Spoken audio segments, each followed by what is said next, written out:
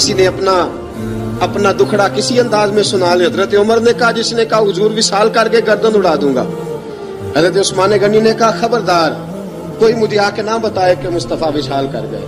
حضرت علی المرتضیٰ رضی اللہ تعالیٰ عنہ نے فرمایا نہ بھائی میرے مصطفیٰ پر تو موت آتی ہی نہیں جس طرح آپ لوگوں پہ. سب لوگوں نے اپنے اپنے اظہار کر لیے نا.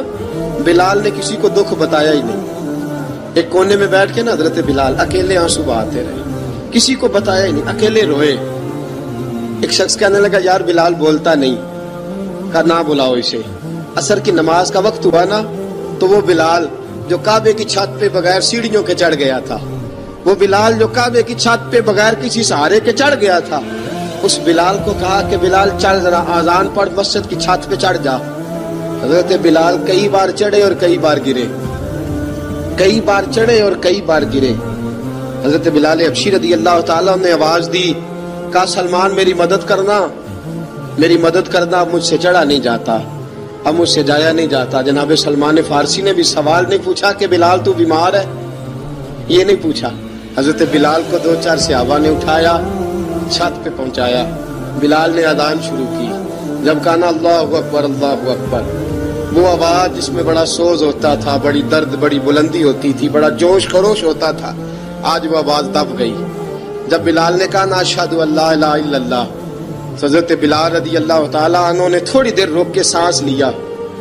جب کہا نا اشہد ان محمد الرسول اللہ, جو سارے چپ کھڑے تھے نا ان میں سے ایک بابا رو پڑا جس کا نام ابو بکر صدیق تھا.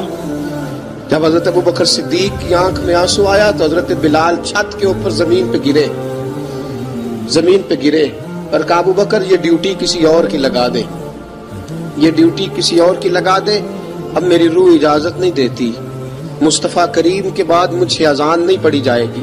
آپ نے واقعہ سن رکھا ہے کہ ایک بار صحابہ نے بلایا, دوبارہ آئے, حضور خواب میں ملے, کہا بلال تو آتا کیوں نہیں. بلال چھوڑ کے چلے گئے تھے, فرمایا اب میرا یہاں دل نہیں لگتا.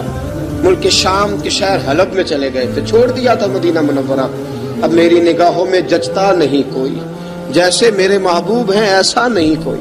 حضور خواب میں ملے, آئے مدینے. حضرت بلال آخری بار, لوگوں نے کہا اذان پڑھو, کہا مجھے وہ اذان بھول ہی گئی ہے جو مجھے مصطفیٰ کریم کے زمانے میں پڑھا کرتا تھا, مجھ سے نہیں پڑھی جاتی, نہ مجھے کہو میں کیسے پڑھوں. امام حسن اور حسین نے آ کے دامن تھاما نا تو کہا بیٹا میں تمہاری نانی کا بھی نوکر رہا ہوں, میں تمہاری ماں کی چکی بھی پیستا رہا ہوں, مجھ سے کوئی فرمائش نہ کر ڈالنا, میں نے نوکری کی ہے اور مجھے اگر اللہ نے توفیق دی تو میں تمہارے بچوں کے پیر بھی دھویا کروں گا. لیکن امام حسن رضی اللہ تعالیٰ عنہ نے فرمایا بلال ایک بار تو اذان سنانی پڑے گی. سنائی بلال نے اذان.